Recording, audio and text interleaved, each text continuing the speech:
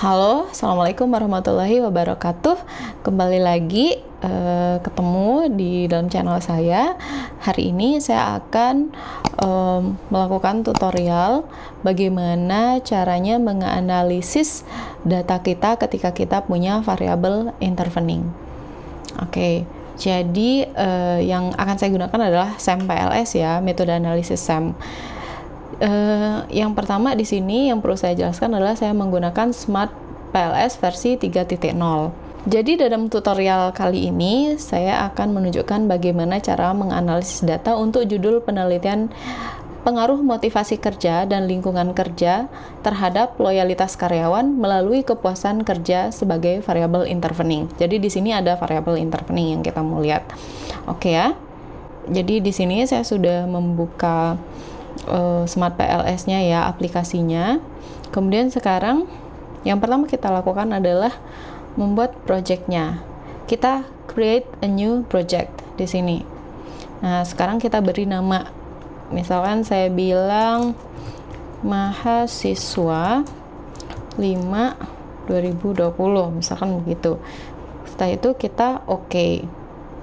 Nah, muncul di sini. Di sini sudah muncul mahasiswa 5 2020. Kemudian di sini kita double klik to import data. Kita klik di sini, double klik 2 kali. Kemudian kita masukkan mana data yang kita inginkan. Di sini seperti saya jelaskan sebelumnya, ketika kita menggunakan PLS, Smart PLS, data yang bisa terbaca adalah data dengan format TXT, yaitu pakai Notepad, dan CSV itu kalau kita pakai Excel. Nah, sekarang saya coba akan masukkan, ini bisa yang mana aja ya. Nah, saya coba pakai yang Excel ini ya. Kita klik, kemudian kita oke. Kita tunggu sampai muncul seperti ini lengkap. Setelah itu baru kita masuk ke sini lagi. Kita klik di mahasiswa 5 2020 ini. Kita tunggu sampai muncul layar seperti ini. Kemudian sekarang kita akan gambar kerangkanya. Kita klik latent variable. Klik di sini. Karena kita punya dua variabel X, taruh sini. Variabel Z kita taruh di sini. Dan Y-nya di sini. Ini kan masih agak bengkok-bengkok ya. Kita klik select untuk merapikan posisinya. Ini, kemudian ini kita geser dikit. Oke, karena ini terlalu besar, kita bisa zoom out seperti ini biar lebih kecil. Nah, sekarang kita rename dulu ya. Tadi X1-nya motivasi kerja. Upsi. Motivasi kerja ini sebagai X1. Kemudian X2-nya apa tadi? X2-nya lingkungan kerja. Lingkungan kerja X2. Kemudian variabel Z-nya adalah kepuasan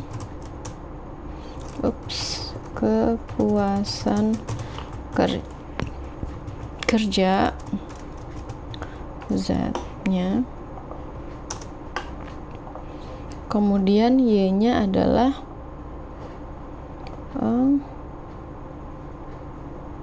loyalitas karyawan. Loyalitas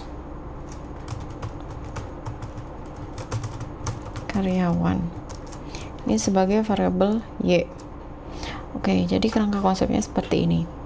Sekarang tinggal kita gambar dulu ya, kita konekin pengaruh langsung X1 ke Y, kemudian pengaruh langsung X2 ke Y, pengaruh X1 ke Z, X2 ke Z, kemudian Z ke Y. Nah, seperti ini. Sekarang tinggal kita masukkan indikator variabelnya. Kita klik semua indikator variabel X1, kemudian variabel X2 juga demikian. Kita masukin seperti ini. Z-nya juga sama ya. Z-nya kita masukkan. Di sini untuk Z kita punya 7 indikator. X1 kita punya 10, X2 kita punya 9. Kemudian untuk variabel loyalitas karyawannya kita punya 10 indikator. Oke, ini kita pindahin dulu biar indikatornya pindah ke kanan ya. Seperti ini. Nah, ini karena terlalu dekat, saya geser ke bawah dulu biar agak misah. Nah, terlalu besar kita kecilin seperti ini. Nah, setelah itu kita akan melakukan kalkulasi PLS algoritmnya. Jadi yang pertama langkah kita tetap sama seperti sebelumnya, yaitu melakukan uji measurement model atau outer modelnya. Ya, caranya adalah dengan klik calculate, kemudian PLS algorithm. Ini kita klik, nanti tinggal kita tunggu. Kemudian ini dibiarkan saja, tidak perlu ada yang diubah. Kemudian kita start calculation. Nah, setelah itu kita kemudian akan melihat nilai outer loadingnya dulu. Jadi kita akan lihat dari segi convergent validity-nya. Convergent validity itu dilihat dari nilai outer loading masing-masing indikator. Kita klik di sini. Nah, di sini syaratnya adalah kalau untuk convergent validity, nilai outer loading-nya harus lebih tinggi dari 0,5 baru bisa dikatakan valid. Nah, sekarang kita cek dulu satu persatu. 0,7, 0,8, 0,808, seterusnya. Oke.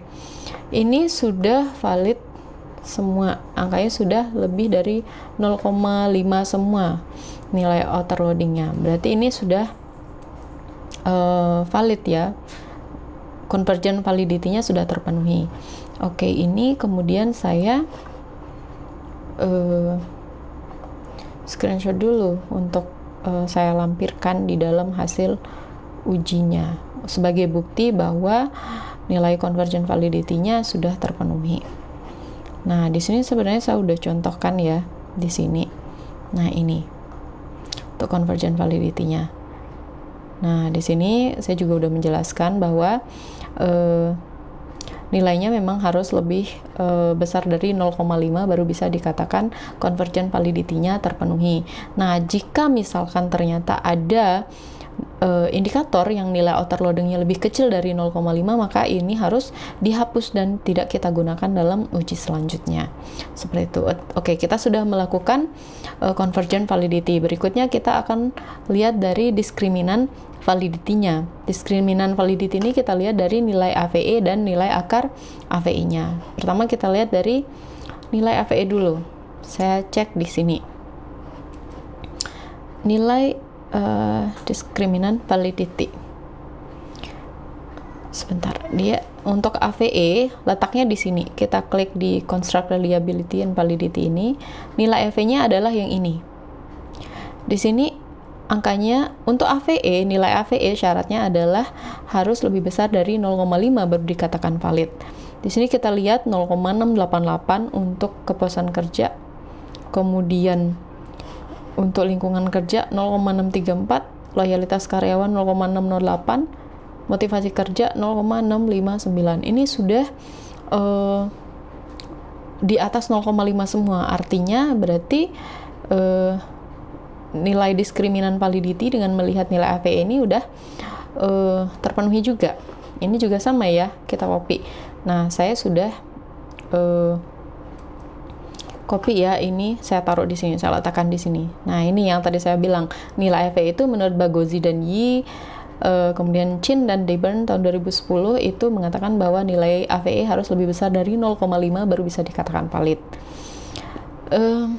Kemudian kita juga akan lihat dari nilai akar AVE-nya. Ini kita lihat dari Fornell-Larker Criterion.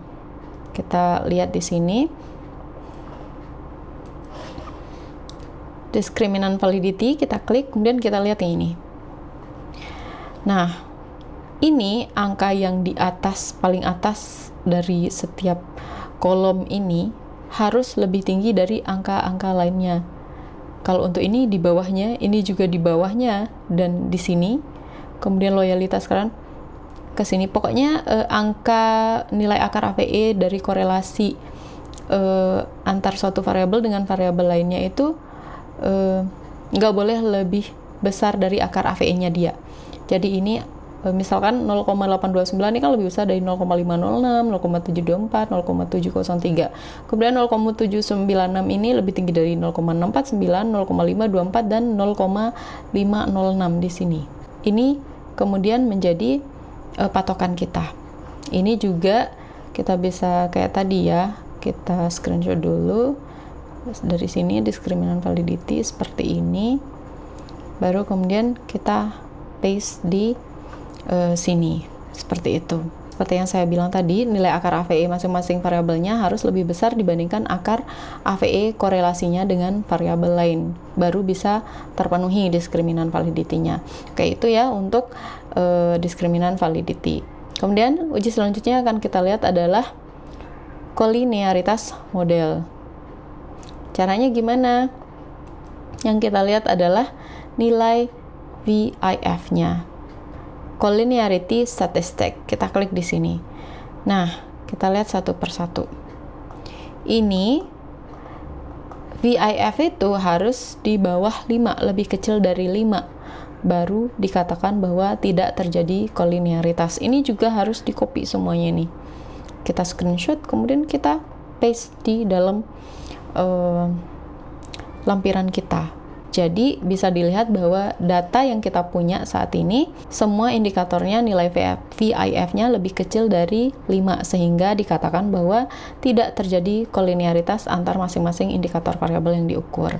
Selanjutnya, kita sudah melakukan beberapa uji validitas, sekarang kita akan melakukan uji reliabilitas, yang kita lihat melalui 3 cara. 3 indikator, ada Cronbach alpha, ada nilai ROA-nya, sama composite reliability. Untuk composite reliability dan ROA itu harus lebih besar dari 0,7 baru dikatakan reliable. Composite reliability bisa 0,7, bisa 0,6. Ini tergantung mana ya. Kita pakai saja misalkan 0,7 semua deh. 0,7 semua ya. Sekarang kita lihat di sini. Reliability. Di sini ya. Cronbach alpha, ROA-nya, composite reliability, yang 3 ini. Ini juga akan kita copy paste seperti ini. Kita screenshot, kemudian kita letakkan di sini. Nah, data yang kita punya, kalau kita lihat Cronbach alpha-nya, composite reliability-nya, ROA-nya, ini semua memenuhi syarat sehingga bisa kita katakan reliable gitu. Seperti itu ya caranya. Nanti belum tentu kalian akan mendapatkan yang semulus ini. Nah, tadi saya bilang kalau tidak valid berarti harus beberapa diubah, dihapus gitu ya. Nah, kita sudah melakukan semua uji measurement modelnya. Sekarang kita akan lanjut ke uji structural model atau inner model. Nah, di sini yang kita lihat adalah R square atau R square, kemudian F square, dan juga uji hipotesisnya, pengaruh-pengaruhnya. Sekarang kita lihat satu persatu. R square dulu ya. R square ini kita merupakan ukuran untuk melihat proporsi variasi nilai variabel yang dipengaruhi, yang bisa dijelaskan oleh variabel eksogennya. Kita lihat kalau di sini R square-nya 0,75 ke atas itu dianggap kuat pengaruhnya, atau kuat si variabel eksogen ini mampu menjelaskan variabel endogennya. Kalau 0,5 di bawah 0,75 itu moderate atau sedang. Sementara 0,25 itu lemah. Atau juga secara warna, sebenarnya kalau kita lihat warna hijau itu berarti indikasi efeknya baik. Kalau merah berarti tidak terlalu baik ya, buruk gitu. Sekarang kita lihat bagaimana dalam kasus data kita. R-square di sini. Di bawah quality kriteria ini kita klik R-square, kemudian kita lihat di sini. Ini hijau ya, seperti yang saya bilang tadi baik. Tapi kalau kita lihat dari matriksnya, ini juga bisa kita copy ya, kayak tadi cara saya. Kemudian kita paste di sini. Nah, kalau kita lihat dari data kita, jalur 1 ya. Jalur 1 itu berarti dari X1, pengaruh dari X1 dan X2 terhadap Z gitu. Karena melalui Z dulu kan. Nah, kita lihat di sini 0,520. Artinya, kemampuan dari variabel X1 atau motivasi kerja dan X2 dalam menjelaskan kepuasan kerja itu sebesar 52% atau sedang. Kemudian untuk model jalur 2-nya, kalau kita lihat dari R-square-nya, nilainya 0,695. Artinya kemampuan X1 dan X2 melalui Z dalam menjelaskan Y sebesar 69,5%. Ini juga termasuk dalam kategori sedang, seperti itu. Kemudian selanjutnya kita akan lihat F-square-nya. Jadi F-square ini adalah ukuran yang digunakan untuk menilai dampak relatif dari suatu variabel eksogen terhadap variabel endogennya atau variabel yang dipengaruhi. Di sini kita lihat kalau F-square-nya 0,02 itu tergolong kecil, 0,15 tergolong sedang, kemudian 0,35 ke atas itu tergolong besar atau baik.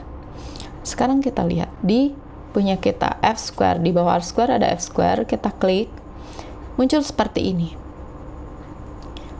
Nah, ini juga kita copy ya. Kayak cara tadi kita klik new dan kita seperti ini dan kita masukkan ke sini. Kalau kita lihat dari tabel, ini kita udah mulai masuk ke pengaruh-pengaruhnya ya. Kalau kita punya variabel intervening kan kita punya 7 hipotesis ya, ada pengaruh langsung dan ada pengaruh tidak langsungnya. Jadi gimana pengaruh relatif dari variabel eksogen ke variabel endogennya. Kita lihat X1 ke Z, pengaruhnya gimana sih, kecil atau besar sih gitu. Jadi X1 ke Z ini kita lihat X1 ke kepuasan kerja, berarti ke sini 0,550. Itu tergolong besar.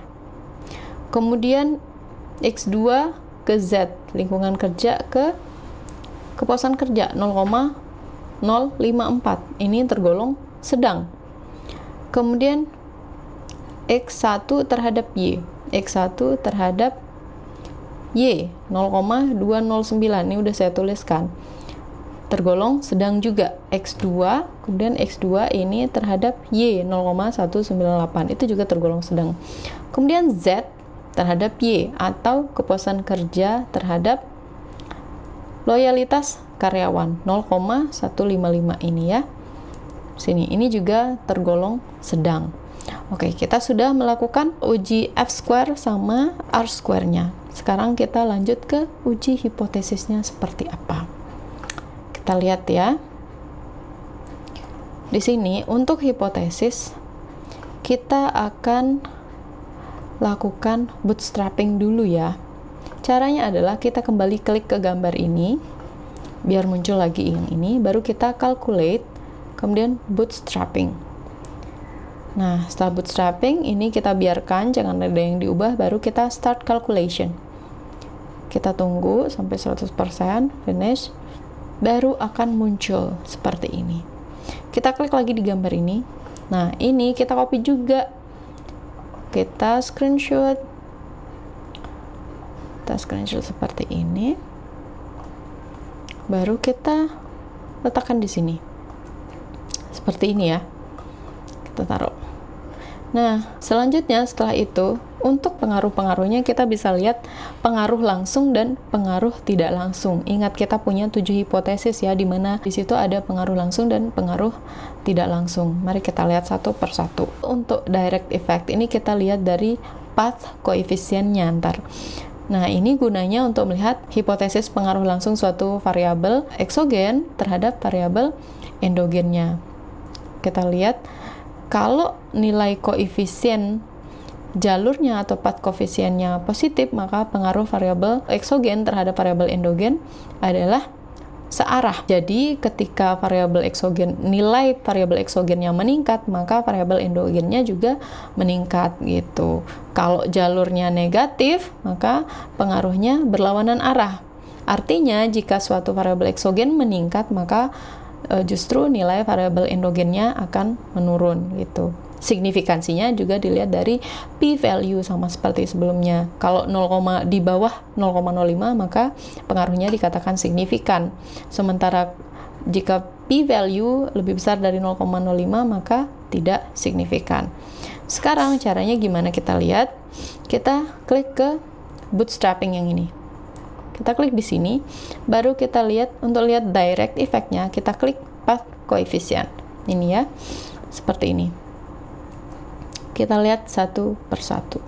Misalkan begini. Nah, sekarang kita lihat pengaruh X1 terhadap Y dulu. Kalau kalian perhatikan dari kerangka konsepnya ya, dari kerangkanya, ini kan pengaruhnya X1 ke Y dulu, X2 ke Y, X1 ke Z, X2 ke Z, baru Z ke Y. Kita lihat X1 terhadap Y dulu.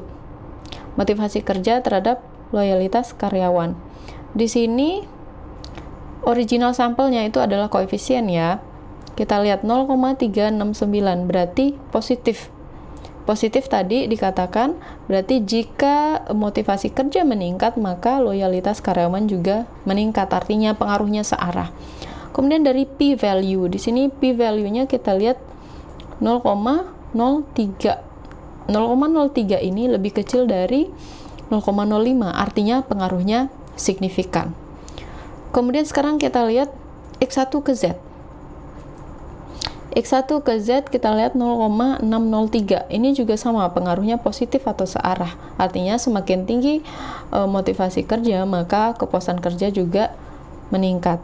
Ini pengaruhnya kita lihat 0,000. Artinya lebih kecil dari 0,05 ya. Berarti dikatakan pengaruhnya signifikan. Sekarang kita lihat X2 ke Y. X2 lingkungan kerja terhadap loyalitas karyawan. Di sini pengaruhnya original sampelnya 0,297. Itu juga positif ya. P-value-nya 0,02, lebih kecil dari 0,05. Artinya pengaruhnya juga signifikan. Berarti ketika lingkungan kerjanya bagus, maka kepuasan loyalitas karyawannya juga semakin baik. Kemudian kita lihat dari X2 terhadap Z. Lingkungan kerja terhadap kepuasan kerja original sampelnya 0,190.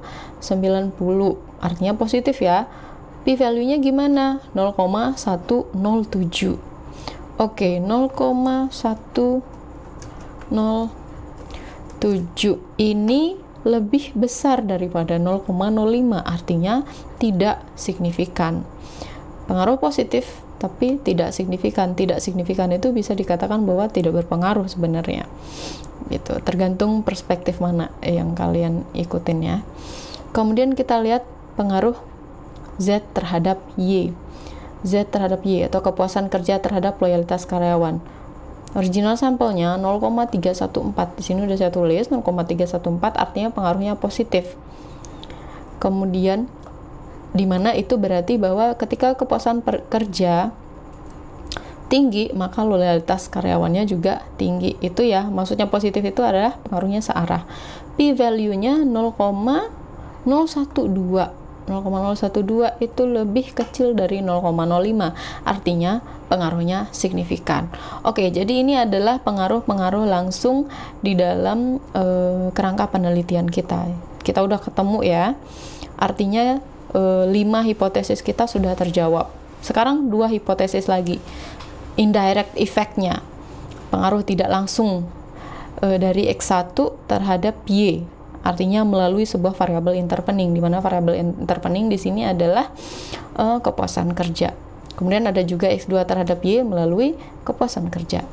Jadi di sini kriterianya, jika nilai p-value-nya lebih kecil dari 0,05, maka pengaruhnya signifikan atau terdapat pengaruh tidak langsung. Artinya variabel interveningnya berperan dalam memediasi hubungan antara suatu variabel eksogen terhadap suatu variabel endogen gitu.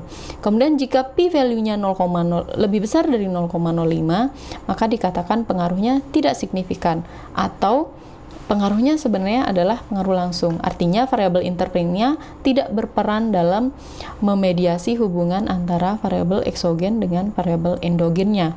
Gimana kita melihat itu? Kita klik di sini dari hasil bootstrapping itu ya. Jadi kita klik di specific indirect effects. Kita klik di sini. Nah, di sinilah kita lihat. Kita geser ini. Kita geser seperti ini biar kita bisa lihat pengaruh tidak langsungnya. Nah, kita lihat pengaruh motivasi kerja terhadap Y melalui kepuasan kerja melalui Z ini. Nah, sekarang kita lihat pengaruh X1 terhadap pengaruh motivasi kerja terhadap loyalitas karyawan melalui kepuasan kerja. Original sampelnya adalah 0,189, artinya positif. P-value-nya 0,026. Ini lebih kecil dari 0,05. Artinya pengaruhnya signifikan. Kalau kita lihat berdasarkan kriteria yang tadi ya, kita bisa katakan bahwa variabel kepuasan kerja di sini dalam penelitian kita berperan dalam memediasi pengaruh motivasi kerja terhadap loyalitas karyawannya gitu. Itu ya artinya kita sudah bisa menyimpulkan atau menjawab hipotesis ke-6 kita. Sekarang kita lihat bagaimana pengaruh lingkungan kerja atau X2 terhadap loyalitas karyawan atau Y melalui kepuasan kerja sebagai variabel interveningnya. Kita lihat di sini. Lingkungan kerja terhadap Y melalui Z 0,059, artinya pengaruhnya positif ya. P-value-nya gimana? P-value-nya 0,184. 0,184 ini lebih besar dari 0,05, artinya tidak signifikan. Di sini berarti bahwa variabel kepuasan kerja tidak berperan dalam memediasi pengaruh lingkungan kerja terhadap loyalitas kerja. Artinya hipotesis ketujuh kita sudah juga bisa terjawab gitu ya. Jadi itu adalah cara kita menganalisis data ketika kita punya variabel intervening di dalam penelitian kita. Tadi sudah kita dapat simpulkan dari hasil-hasil yang tadi, mulai dari direct effect-nya dan juga indirect effect-nya gitu. Apakah variabel intervening kita benar-benar bisa memediasi pengaruh dari variabel eksogen kita terhadap variabel endogen kita atau tidak gitu ya. Seperti yang saya katakan sebelumnya, ingat untuk selalu mengcopy setiap hasil uji kalian, karena itu akan kalian jadikan lampiran. Terkadang bahkan kita akan menulis manual lagi untuk di bab hasil nanti. Kita tulis manual tapi lampiran tetap harus ada. Ada juga yang langsung di copy ke dalam hasil gitu. Itu sebagai bukti bahwa memang hasilnya seperti itu. Itu ya. Baik, terima kasih. Semoga apa yang saya sampaikan, apa yang saya contohkan tadi bisa memberikan gambaran dan bisa memberi manfaat untuk kalian yang sedang belajar bagaimana melakukan analisis data menggunakan SAM PLS. Sampai ketemu lagi di video saya berikutnya. Assalamualaikum warahmatullahi wabarakatuh.